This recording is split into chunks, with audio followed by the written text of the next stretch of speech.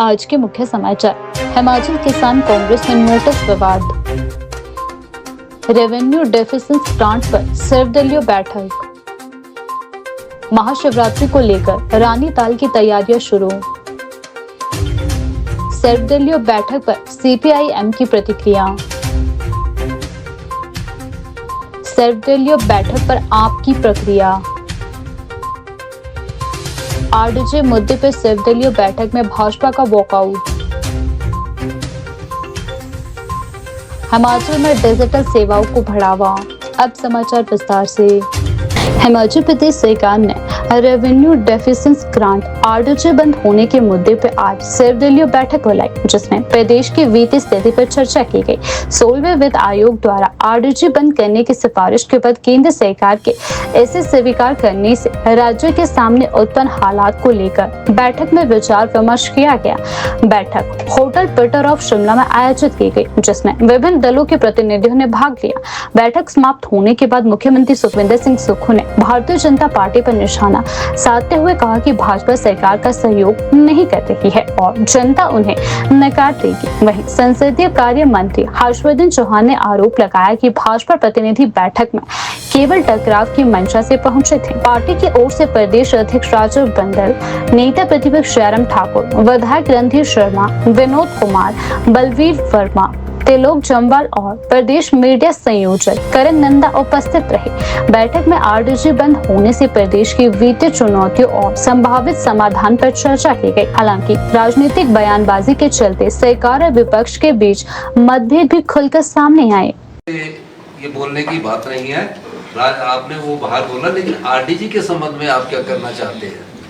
तो मैं ये कहना चाहता हूँ कि जिन बातों को गिना रहे थे वो रूटीन्स की स्टैंडिंग टॉक्स तो होती ना, जैसे कि पीएमजीएसवाई मिल रहा है, ये मिल रहा है, आरडीजी के मामले में नहीं आ रहे थे। तो उन्होंने बहाना पकड़ा और इस बैठक से उठकर चले गए। तो जयराम जी को हमने बोला रुको रुको, तो कहा कि हम विधानसभा में बोलेंगे। तो विधानसभा में बोलेंगे, ठीक है विधानसभा में बोलो। बोलना क्या है इसमें? बोलना क्या है इसमें? बोलना यही है कि आप क्या आरडीजी में हमारे साथ इस अधिकार की लड़ाई में चलने को है कि नहीं है? तो वो दुविधा में फंसी हुई भारतीय जनता पार्टी लग रही है, क्योंकि ये क्लियर नहीं कर पा रहे। अगर उन्होंने बैठक में आना था तो आरडीजी पर अपना स्टैंड क्लियर करना था कि नहीं हम आरडीजी के साथ है या नहीं है। अब इस दुविधा में निकलने के लिए उन्होंने बहाने पकड़ लिए कि सीपीएम हमको बोल रही है कि आप चलो, राठौर साहब को बोल दिया, आम आदमी पार्टी को बोल दिया। और मैंने कहा कि चलो अब सब लोगों ने बोल दिया, लोकतंत्र में है तो मुझे भी बोलने दो। नहीं कहते आपके बोलने से पहले चले जा रहे हैं। अब क्या कर सकते हैं, जब हमारे बोलने से ही पहले चले गए। लेकिन क्या प्रदेश हित बड़ा है कि कुर्सी हित बड़ा है? सवाल ये है। आज प्रदेश हित के मामले हैं, कुर्सी हित नहीं है। और ये जो सोचकर चले कि कुर्सी हित बड़ा है, ये प्रदेश की जनता के हितों के साथ कुठाराघात है। ये समझ ही नहीं पा रहे हैं। ये सोच रहे हैं कि हम, या तो इनकी बोलने की ताकत भारतीय जनता पार्टी के आंतरिक लोकतंत्र ने खत्म कर दी है, मुझे ये लगता है। क्योंकि ये इनकी ताकत जो खत्म कर दी है, ये तो महसूस कर रहे हैं कि गलत हुआ है, आरडीजी बंद तो नहीं होनी चाहिए, लेकिन बोलने को, ये बोलने को तैयार नहीं है। फिर गिना देते 4 लेन बन रहे हैं, इतने लेन बन रहे हैं, ये इतनी लेन बन रही है। इनके लिए थोड़ी है, ये तो आपके एमएलए हर दिन 3 साल से बोल रहे हैं। अगर ये मेरी बात सुनते तो मैं इनसे पूछता कि आप आरडीजी में हमारे साथ चलने को तैयार है या नहीं? नहीं है तो भी अपना स्टैंड क्लियर कर दीजिए। हमने तो लड़ाई लड़नी है, हमारी तो चुनौती है, और हर चुनौती को हम लड़ाई समझ कर नहीं लड़ते हैं, हम युद्ध समझ कर लड़ते हैं, साम दाम दंड भेद के साथ लड़ते हैं। ऐसी बात नहीं है। और प्रदेश की हित की लड़ाई तो हम सब लोग सीपीएम के साथ, आम आदमी के साथ, प्रदेश के हित के लिए हम सब कुछ करने सर्वहित है हमारा प्रदेश। हमारा कुर्सी हित नहीं है। और प्रदेश हित की बात जब आती है तो हम सबसे पहले लड़ने के लिए तैयार रहते हैं।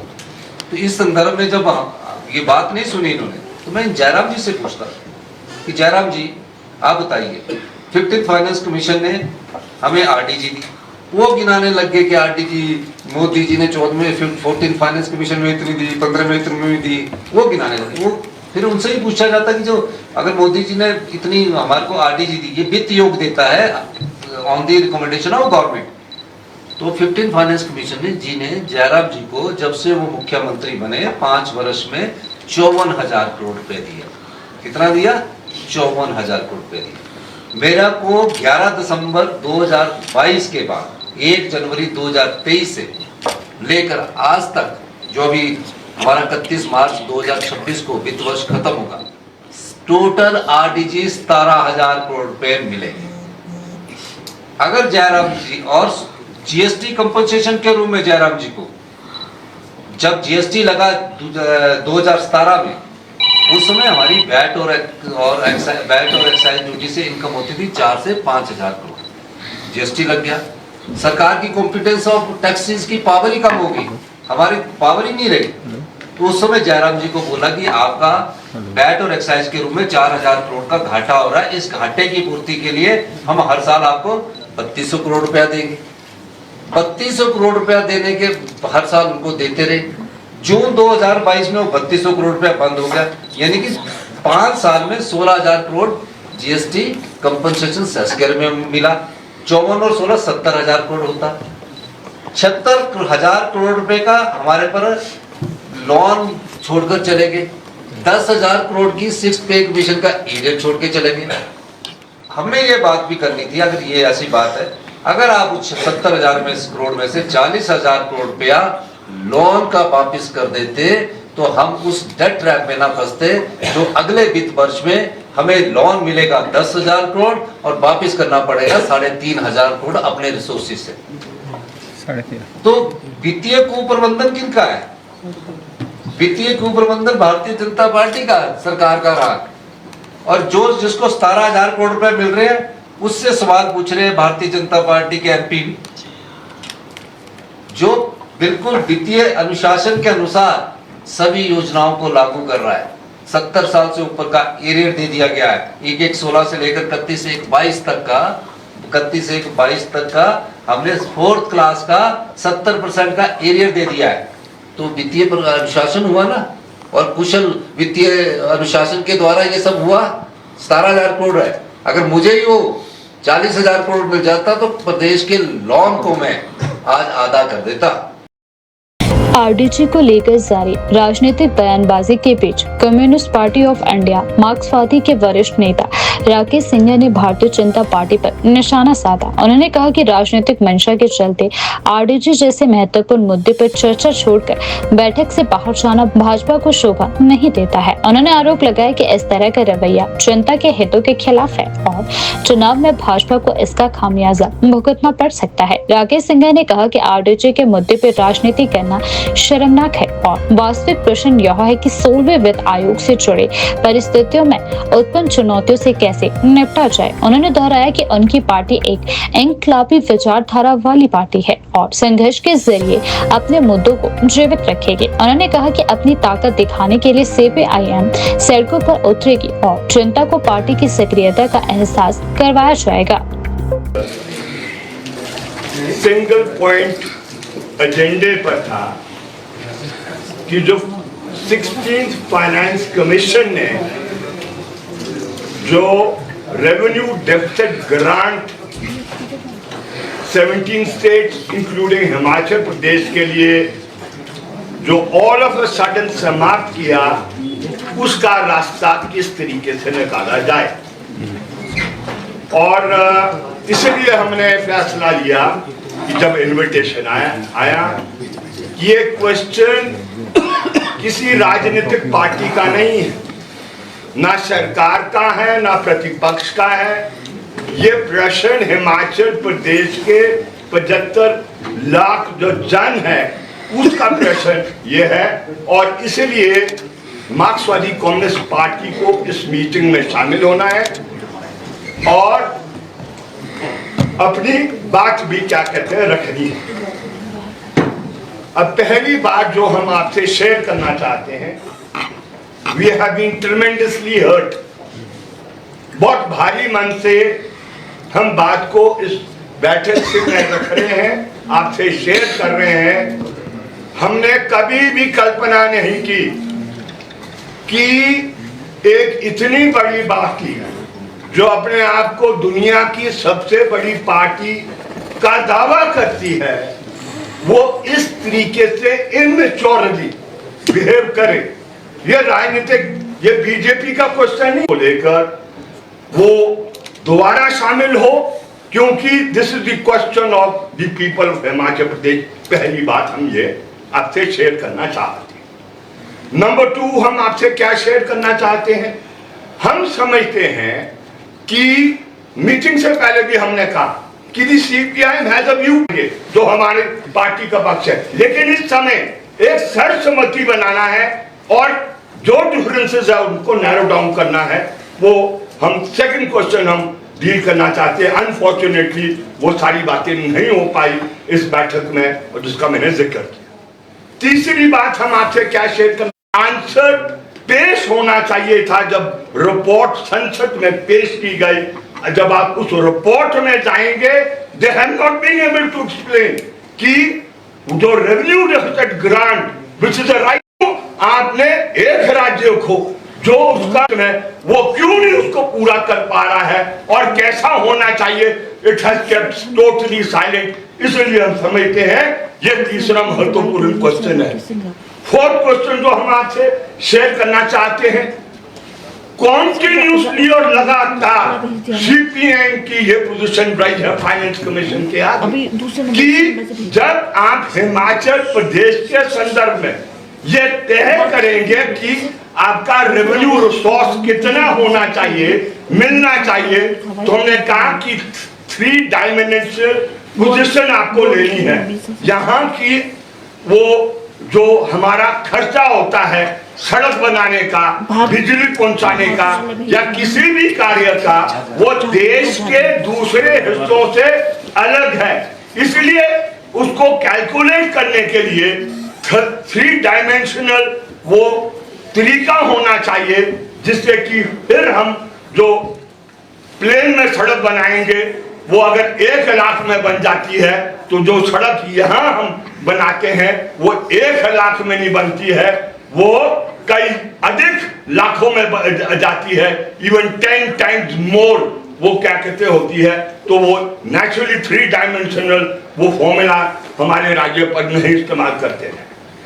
और फिफ्थ बात जो हम आपसे शेयर करना चाहते हैं वो ये है कि सीपीआईएम जो भी ये 2 बड़ी पार्टियां निर्धारित करेगी यूनानिमिटी बनाने के लिए, क्योंकि प्रश्न हिमाचल प्रदेश के गरीब का है, हम इनके साथ स्टैंड करेंगे। We will exhaust all methods जिसके जरिए इस इनजस्टिस को दूर किया जा सकता है।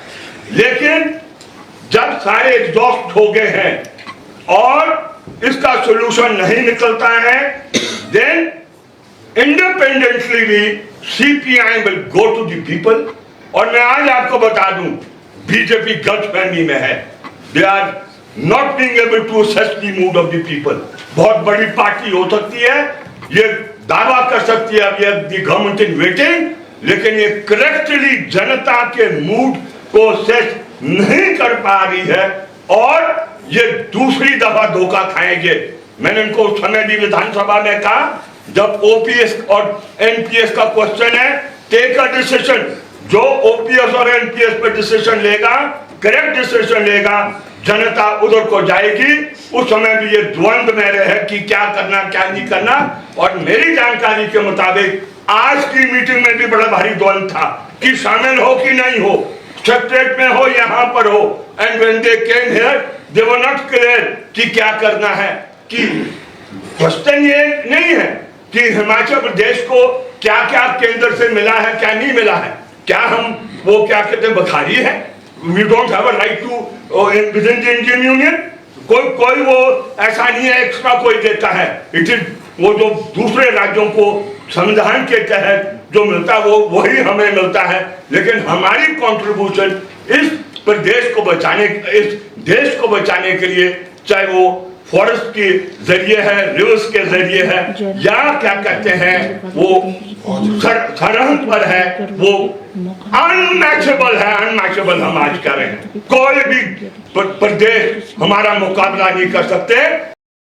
महाशिवरात्रि पर्व को लेकर नाहन के रानीताल क्षेत्र में नवयुवा शिव मंडल द्वारा भव्य आयोजन की तैयारियां शुरू कर दी गई है। मंडल के सदस्य ने बताया कि इस वर्ष शिवरात्रि पर धार्मिक कार्यक्रमों के साथ साथ सांस्कृतिक प्रस्तुतियों का भी आयोजन किया जाएगा। मंडल के सदस्य ने बताया कि 13 फरवरी से यह कार्यक्रम शुरू कर दिया जाएगा। इस दिन दोपहर 12 बजे भोले बाबा की बारात रानीताल से निकाली जाएगी। इस दौरान विशेष झांकियां भी सजाई जाएगी। विभिन्न प्रकार के कलाकार दूर दूर से यहाँ पर अपनी प्रस्तुतियां देने के लिए पहुंचेंगे। आयोजन के अंतर्गत भजन संध्या का भी आयोजन किया गया है। साथ ही श्रद्धालुओं के लिए भंडारे की व्यवस्था भी की जाएगी। आयोजनकर्ताओं ने बताया कि 13 और 14 फरवरी को दोनों दिन श्रद्धालुओं के लिए भंडारे की व्यवस्था की गई है। 14 फरवरी को विशेष रूप से जंगम कलाकार नहान आएंगे, जो शाम से पूरी रात तक अपनी प्रस्तुतियां देकर श्रद्धालुओं का मनोरंजन करेंगे।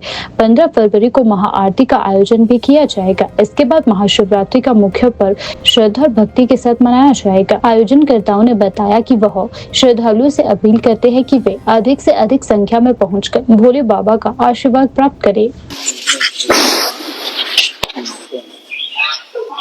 नवयुवा शिव मंडल की तरफ से आपका भी अभिनंदन। आने वाली शिवरात्रि पर्व जो हर साल की भांति नाहन रानीताल शिव मंदिर में बड़ी धूमधाम से मनाया जाता है, इस वर्ष भी काफी धूमधाम से मनाया जा रहा है। हमारे हर वर्ष की भांति जितने यहाँ पे आर्टिस्ट आते हैं बाहर से झांकियों के लिए, हमारे जो बैंड आते हैं वो इस बार शोभा यात्रा में आ रहे हैं। अलग अलग शहरों से अपने नृत्य को लेके यहाँ पे आते हैं। हमारा शिव मंदिर जो एक प्राचीन धरोहर है नाहन शहर की, यहाँ पे बहुत सालों से कार्यक्रम चलता आ रहा है। इस वर्ष भी 13 तारीख से यहाँ पे कार्यक्रम शुरू हो जाएगा। 13 तारीख को दिन में 12 बजे यहाँ से बारात निकलेगी भोले बाबा की, जो पूरे नाहन शहर का भ्रमण करेगी। उसमें आने वाले हमारे जो झांकी वाले आर्टिस्ट हैं वो बाहर से आ रहे हैं, कुछ हमारे मेरठ से हैं, कुछ वृंदावन से हैं, कुछ काशी से आ रहे हैं। बाकी हमारा जो प्रोग्राम है यहाँ 12 बजे से शुरू होकर पूरे नाहन शहर का भ्रमण करके शाम को 7 बजे रात वापस रानीताल शिव मंदिर में आएगी। उसके बाद यहाँ पे भजन संध्या और अपना प्रसाद लगकर पूरा भंडारे की व्यवस्था होगी। दिन में भी हमारा यहाँ पे भंडारे की व्यवस्था होगी। सभी भक्तजनों के लिए यहाँ पे प्रसाद और भंडारे की व्यवस्था रहेगी 13 तारीख को भी। 14 तारीख को हमारा भजन संध्या होता है शाम को, उसमें भी आपका भंडारे की व्यवस्था यहाँ पे रहेगी। सभी भक्तजन से कि 14 तारीख को शाम को भी आए, क्योंकि हमारे जोगी जंगम आ रहे हैं यहाँ पे जो शिव कथा का गुणगान करेंगे। 15 तारीख को हमारा शिवरात्रि पर्व होता है, जो सुबह 10 बजे प्रसाद रख के अपना शुरू हो जाता है। सबसे प्रथम 4:30 बजे महाआरती होती है 15 तारीख को, जो सुबह 4:30 बजे महाआरती होगी। उसके बाद हमारा शिवरात्रि पर्व बड़ी धूमधाम से शुरू हो जाएगा। यहाँ पर 10 बजे हमारा प्रसाद लगकर जो हमारा फलाहार का भंडारा शुरू होता है वो शुरू होकर हमारा 3, 3:30, 4 बजे तक वो भंडारा चलता है। शाम को हमारे पास एक जोगी जंगम की टीम आ रही है जो यहाँ पे गुणगान करेगी शिव कथा का। वो हमारा रात भर का प्रोग्राम है। वो अपना पूरा शिव कथा शाम के 5 या 6 बजे शुरू हो जाएगा। उसके बाद 8 बजे से हमारी 4 पहर की पूजा शुरू हो जाती है, जो पूरी रात भर की 4 पहर की पूजा होती है, जो 10 बजे, 12 बजे, 2 बजे और 4 बजे इसका समय होता है। उसमें बहुत लोग आते हैं, पर मैं शहर के लोगों से भी कहना चाहूंगा कि ये जो शिवरात्रि है, इस शिवरात्रि में जो मेन रात्रि है वो 15 तारीख की रात्रि है, जिसमें 4 पहर की पूजा होती है। उस 4 पहर की पूजा में बड़ी से बड़ी संख्या में भाग लें, भोले बाबा का आशीर्वाद लें, क्योंकि ये बहुत महत्व होता है इन 4 पहर की पूजा का। तो उसमें आकर अपना शीश नवाएं, भोले बाबा के आगे आशीर्वाद लें उनसे।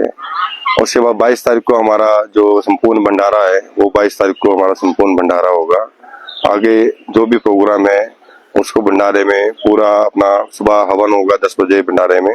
हवन के बाद अपना 12 बजे भंडारा शुरू कर दिया जाएगा। 12 से जब तक भगवान की इच्छा है जब तक वो भंडारा चलता है। हिमाचल प्रदेश सरकार ने राजस्व घाटा अनुदान आरडीजी बंद किए जाने के मुद्दे पर शुक्रवार को सर्वदलीय बैठक बुलाई। बैठक में आरडीजी समाप्त होने से उत्पन्न वित्तीय हालात पर चर्चा की गई। 16वें वित्त आयोग द्वारा आरडीजी बंद करने की सिफारिश किए जाने के बाद केंद्र सरकार ने इसे स्वीकार कर लिया है, जिससे राज्य की वित्तीय स्थितियों को लेकर चिंताएं बढ़ी है। इसी बीच बैठक के दौरान भारतीय जनता पार्टी ने वॉकआउट कर दिया। पार्टी नेताओं का कहना था कि कुछ वक्ताओं द्वारा केंद्र सरकार और प्रधानमंत्री के संदर्भ में आपत्तिजनक शब्दों का इस्तेमाल किया गया, जिस पर उन्होंने आपत्ति दर्ज करवाई है।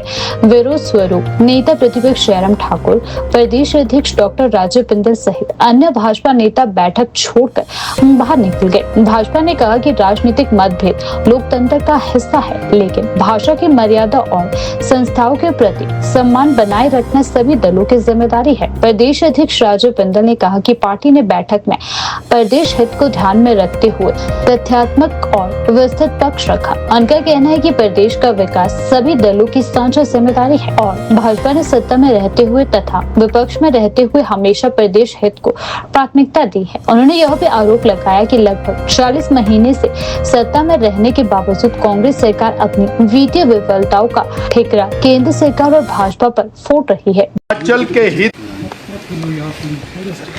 और आज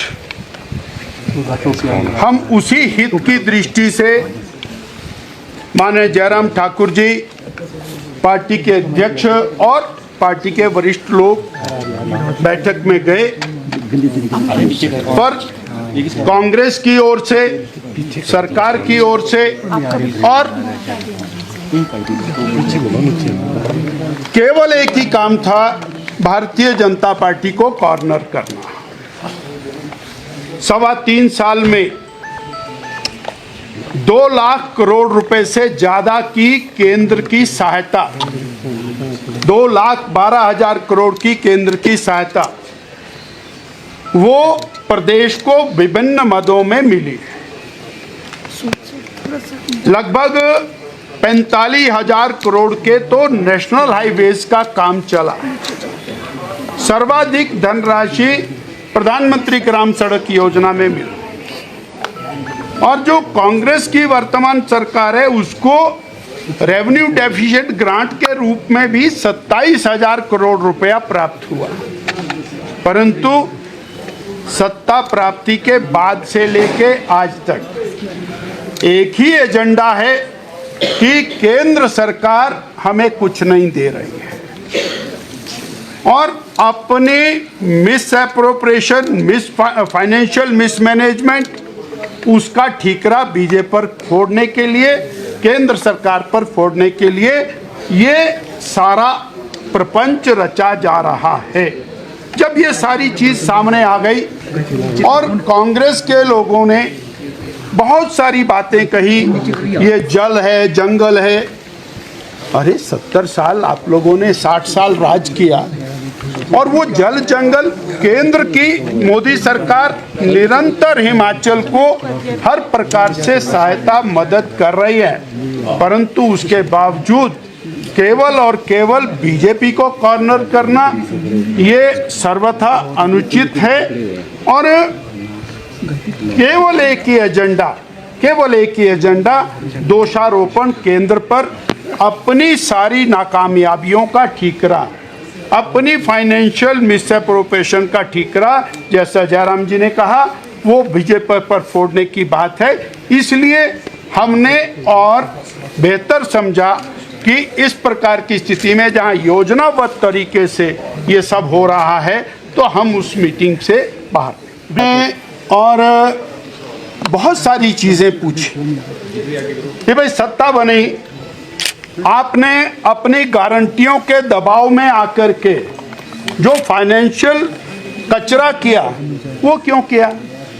आपने चीफ पार्लियामेंट्री सेक्रेटरीज लगाए, गैर कानूनी लगाए, करोड़ों करोड़ों रुपया व्यय किया, उसके बाद करोड़ों करोड़ों रुपया आप सुप्रीम कोर्ट में वकीलों के माध्यम से व्यय कर रहे हैं।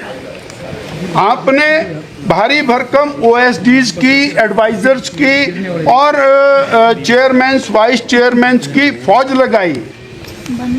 आपको जब वित्तीय संकट है उसके बावजूद आप लगातार पब्लिसिटी करके और पूरे प्रदेश के अंदर आए 15 दिन बाद होर्डिंग्स बदल देते हैं।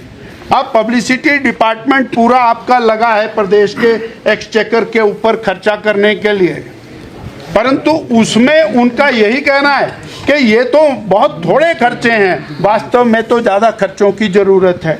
तो जब वो मितव्ययता करने के लिए तैयार नहीं है तो प्रदेश हित के बारे में चिंता नहीं, केवल राजनीति की चिंता है और वो राजनीतिक दृष्टि से इस सारे मामले को उठा रहे। नहीं, अफसरों की बात नहीं हो रही है।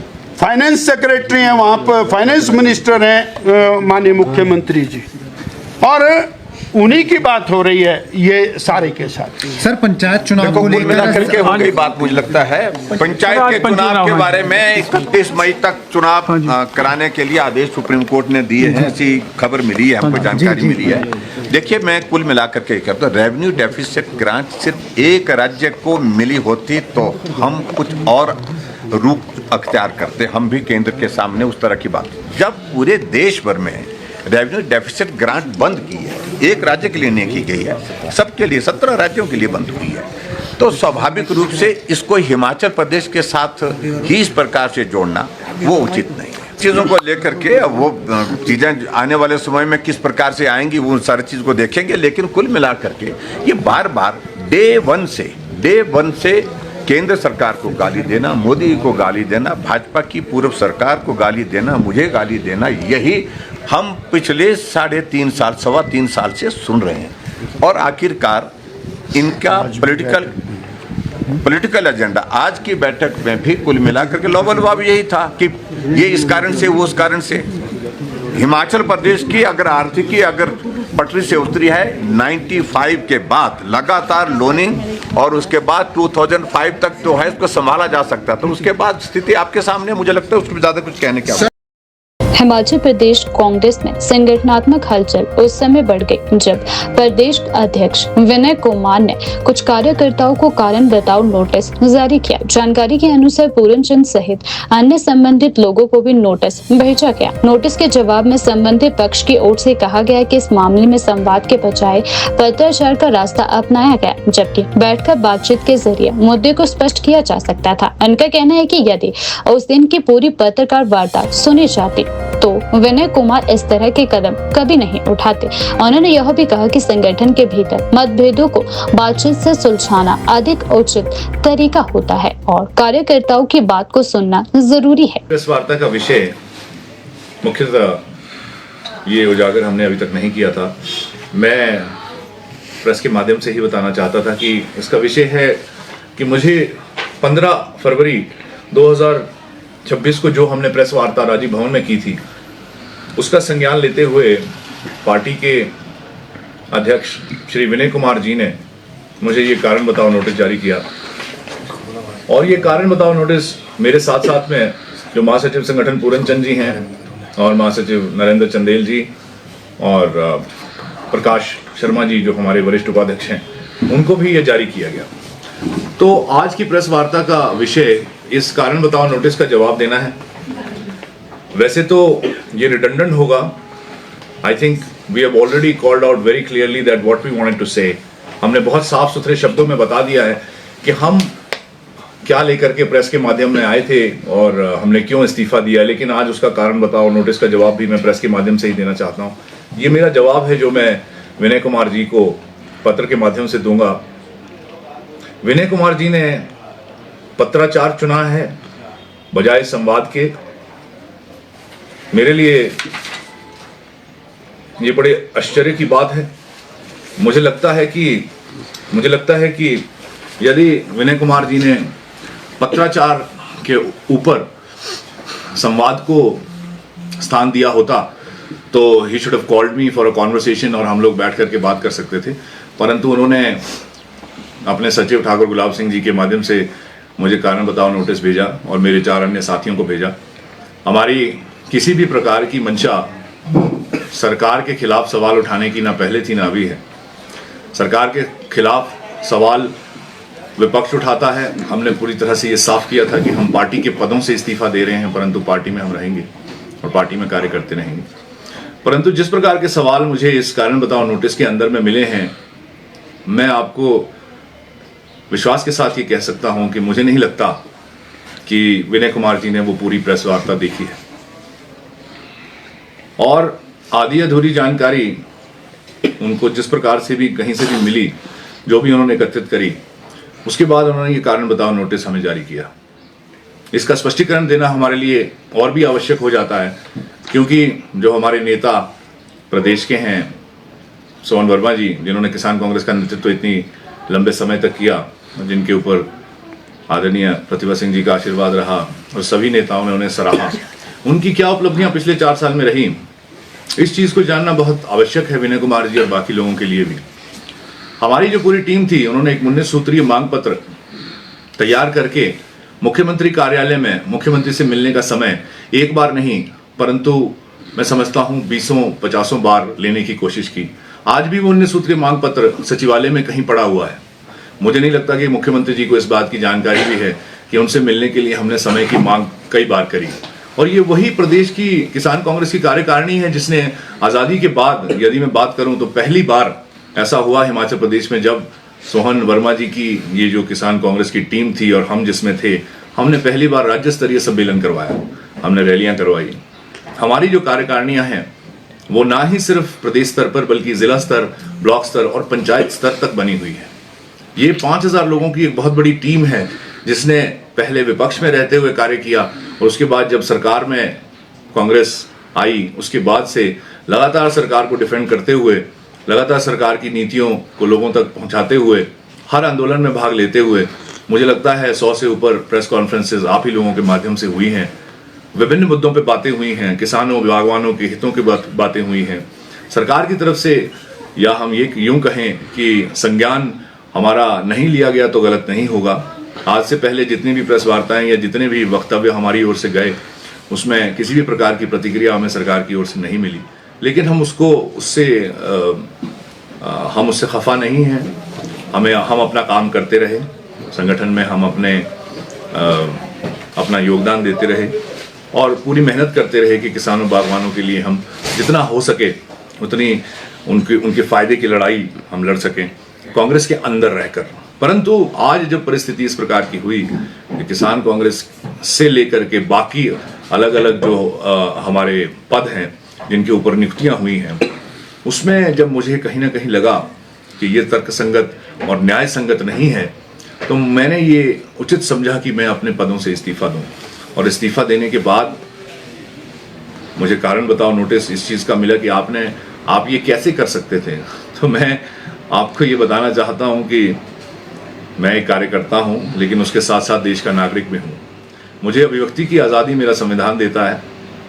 मैं विपक्ष में नहीं हूं, मैं पक्ष में हूं। पार्टी के अंदर रहकर के मुझे अभिव्यक्ति की आज़ादी है और साथ ही साथ कांग्रेस का ये संविधान जो लोकतांत्रिक रूप से कार्य करता है, हर कार्यकर्ता की आवाज़ को उठाता है और उठाता रहा है।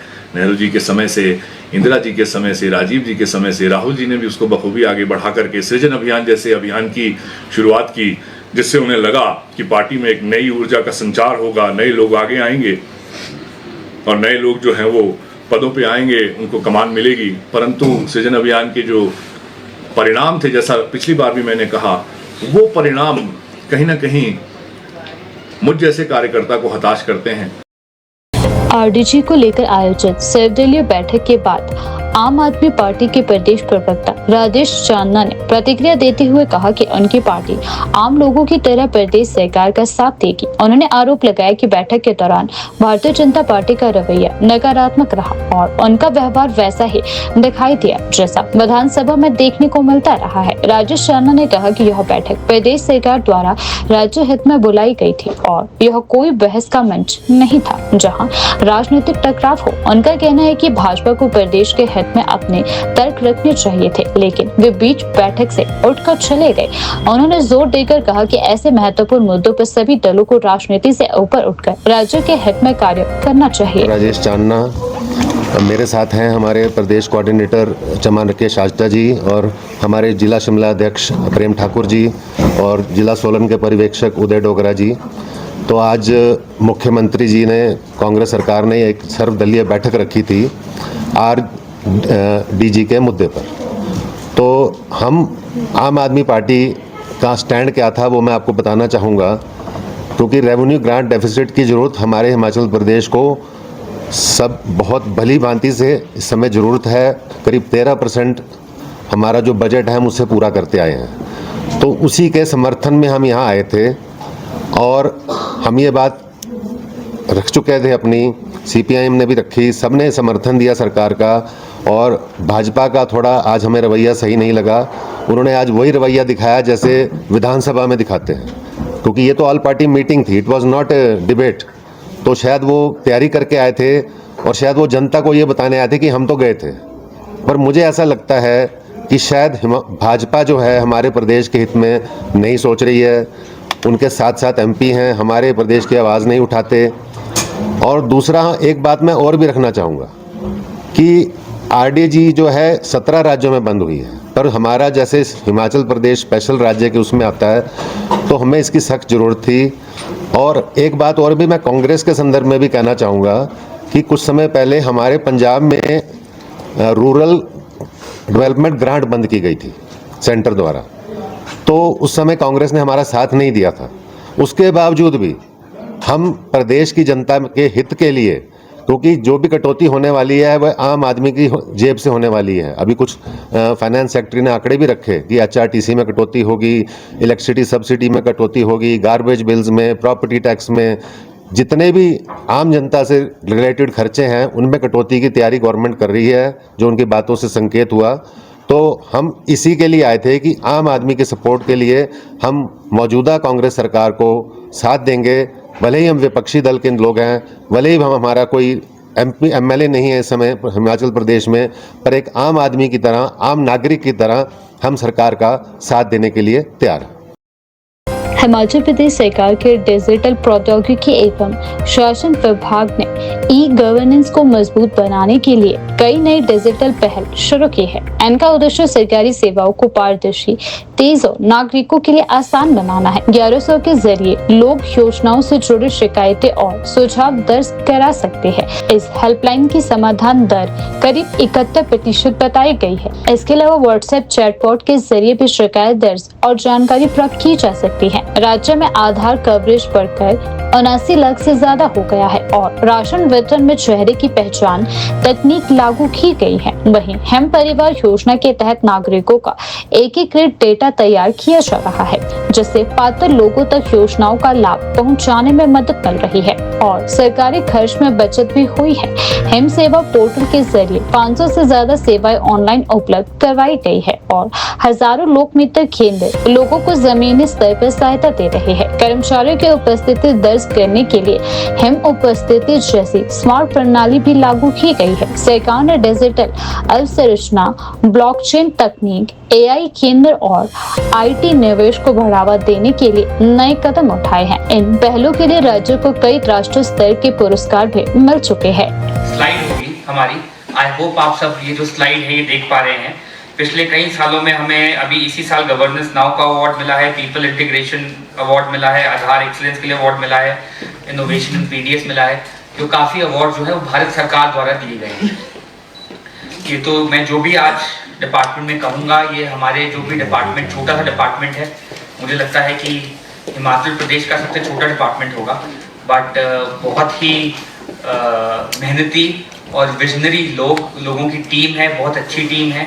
आशीष जी यहाँ हैं, खुद IIT दिल्ली के ग्रेजुएट हैं। निपुण जी 2 पेशे से डॉक्टर हैं, बट जब से ये डिपार्टमेंट के डायरेक्टर बने हैं तो एक तीव्र गति से जो एप्लीकेशन की डेवलपमेंट हो रही है, जो मैं बहुत फख्र के साथ बोल सकता हूँ कि आप अगर डेटा बेस, क्योंकि हम टेक्नोलॉजी का डिपार्टमेंट है, तो हम जो भी आज बात करेंगे वो डेटा बैक्ड अप हम चीज़ें बताएंगे, हवाई कोई बात नहीं करेंगे।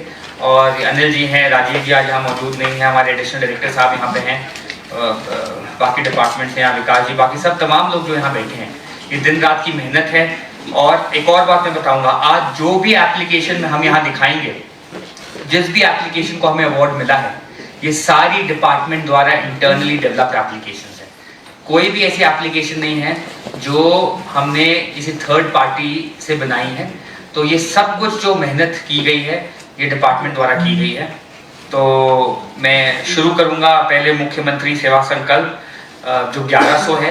ये जो 1100 हेल्पलाइन थी, ये मैं यहाँ बोलूँगा, ये पिछली सरकार द्वारा चलाई गई थी और एक अच्छा इनिशिएटिव था। डेमोक्रेसी में क्या होता है, हर सरकार कोई ना कोई इनिशिएटिव लेती है और एक बहुत अच्छी प्रैक्टिस है, जो अच्छी चीज़ें हैं। जैसे ही सरकार बनी तो हमारे जो माननीय मुख्यमंत्री हैं सुखविंदर सिंह सुक्खू जी, उनकी गाइडेंस में सारा कार्य हो रहा है। उन्हें बताया गया कि सेवा संकल्प जो है जी, इतने बच्चे इसमें एम्प्लॉयड हैं और ये अच्छा काम नहीं हो रहा है। माननीय मुख्यमंत्री जी पहले हफ्ते के अंदर सरकार बनने के बाद जो ये हमारा कॉल सेंटर चलता है, जो टोल फ्री 1100 नंबर है, यहाँ गए, खुद इसका संज्ञान लिया और माननीय मुख्यमंत्री जी ने फैसला किया। ये स्टेट बजट द्वारा फंडेड इनिशिएटिव है। सीएम साहब ने फैसला लिया कि ये जो है मुख्यमंत्री सेवा संकल्प जो है ये चलना चाहिए। तो इसमें आप स्क्रीन में देख सकते हैं, सारी इसकी डिटेल दी गई है। मैं मुख्य बिंदु इसके बताऊंगा। ये सेंट्रलाइज्ड ग्रीवियंस रिड्रेसल के लिए है। इसमें हमें जो अभी हमारा सेटिस्फैक्शन रेट चल रहा है वो लगभग 70% है। क्या होता है कि कभी कभी आप ग्रीवेंस डालते हैं और फिर क्योंकि जो डिपार्टमेंट होता है वो उसको क्लोज करता है। हम हमेशा जाकर जो मुख्यमंत्री सेवा संकल्प में आदमी ने ग्रीवेंस डाली होती है उससे सेटिस्फैक्शन लेते हैं। तो ये लगभग 71% पहुंच गया है और ये जो ग्रीवेंस रेट है ये हाईएस्ट इन द कंट्री है अभी। और ये 7 से लेकर 10 बजे तक चलता है और जो मोस्टली 83% कंप्लेंट्स हैं इसमें। ये जल शक्ति विभाग, HPSCL, HPSCB से है, PWD से है, रूरल डेवलपमेंट से है, रेवेन्यू से है, ऐसी इसमें वाटर सप्लाई है। जो मैक्सिमम हमारे पास कंप्लेंट्स हैं वो इरेगुलर वाटर सप्लाई और बिजली सप्लाई की होती है। तो इसमें आप ये ग्राफ सामने देख सकते हैं। तो मैक्सिमम जो इसमें कंप्लेंट्स आई हैं, तो हमारा बहुत बड़ा इसमें एक कोशिश रहती है कि जो लोग इसमें कंप्लेंट करें, कहीं तो कंप्लेंट्स ऐसी होती हैं जो सेवा संकल्प के द्वारा रिड्रेसल जिनका नहीं समाधान नहीं हो सकता, बट 71% जो सेटिस्फैक्शन इंडेक्स है, ये मैं मानता हूँ खुद में ही एक बहुत बड़ा नंबर है। साथ ही में जब से सरकार बनी है, AI का जमाना है, एक व्हाट्सएप चैटबॉट इसमें इंट्रोड्यूस किया गया है। इसकी इनॉग्रेशन भी माननीय मुख्यमंत्री जी ने करी थी। इसका नंबर 9418601100 जो 1100 नंबर है, इसी से मिलता जुलता 9418601100। अगर आप इसमें व्हाट्सएप के बॉट अभी आप सब खोल सकते हैं नंबर पे, तो इसमें भी आप ग्रीवियंस व्हाट्सएप के माध्यम से कर सकते हैं। और इसमें हमने जो है AI का भी इंटीग्रेशन किया है, जो हमारा मुख्यमंत्री सेवा संकल्प है। सेकंड जो हमारा बड़ा प्रोजेक्ट है वो है आधार जो है, और जो हमारा साथ में DBT की सर्विसेज हैं। मेरे को बताते हुए बहुत खुशी हो रही है कि ये दो आधार जो है ये सेंट्रली गवर्नमेंट ड्रिवन होता है, बट जो नोडल डिपार्टमेंट फॉर इम्प्लीमेंटेशन जो स्टेट का है वो डिपार्टमेंट ऑफ डिजिटल टेक्नोलॉजीज है। चाहे वो आप लोकमित्र केंद्र ले लें, चाहे आप वो हॉस्पिटल ले लें। आज हिमाचल प्रदेश टॉप 3 स्टेट्स में है आधार एनरोलमेंट में। 114% आधार पेनिट्रेशन है। 114% क्यों है? क्योंकि इसमें कई लोग ऐसे हैं जो हमारे प्रदेश से माइग्रेटरी लेबर है, उसका भी आधार यहाँ बना हुआ है। अभी भारत सरकार ने जो लोग मर चुके हैं उनका आधार नंबर कोई प्रोसेस नहीं था जिससे हटाया जा सके, तो इसलिए 114% के ऊपर ये एनरोलमेंट है। और सबसे बड़ी बात है जो चाइल्ड एनरोलमेंट है, इसमें सबसे मुश्किल होता है बच्चे का आधार बनाना। 0 to 5 ये first in the country Himachal Pradesh आया है, पहला पूरे देश में। यहाँ चाहे भौगोलिक स्थिति आप देख सकते हैं, हमारे दूर दराज के इलाके हैं, पॉपुलेशन डेंसिटी शहरों को छोड़ के 80 से 85% हिमाचल प्रदेश जो है वो ग्रामीण इलाकों में रहता है। तब भी आप देख सकते हैं हमारे लोकमित्र केंद्र हैं, हमारे अस्पताल हैं, और ऐसे हमारे बहुत प्रोफेशनल जो DIT की है मदद से, डिपार्टमेंट ऑफ डिजिटल टेक्नोलॉजीज की मदद से, जो आके आपके अस्पताल में ही आधार बना देते हैं।